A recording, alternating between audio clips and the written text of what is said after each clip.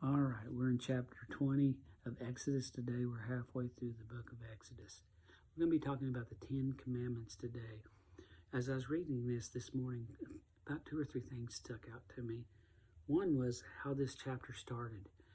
And God spoke all these words saying, you know, there's just something powerful about when you read Scripture. The whole Bible is powerful, but when you see that and God spoke to his people, and he's reminding them who he is. He's the one that's taken them out of Egypt. He's the one that's taken them out of slavery. He's the one that's guiding them to the promised land right now.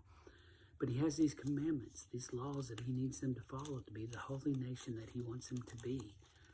So as we kind of look at the second thing that kind of stood out to me is the first commandment. You know, he says, you shall have no other gods before me.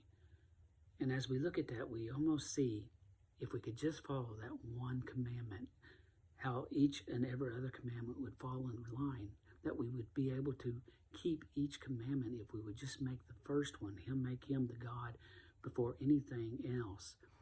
You know, it reminds me of what Jesus was asked when he was asked what was the greatest commandment by the Pharisee. And he said, love the Lord your God with all your heart, with all your soul, with all your being. That means with everything that you have, you love the Lord first.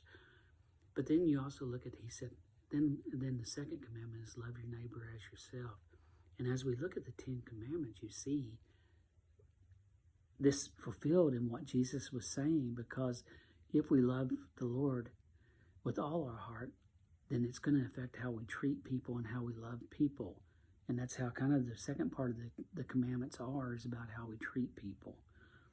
The third thing that stood out to me today was the 23rd verse, where it says, you shall not make gods of silver to be with me, nor shall you make for yourselves gods of gold.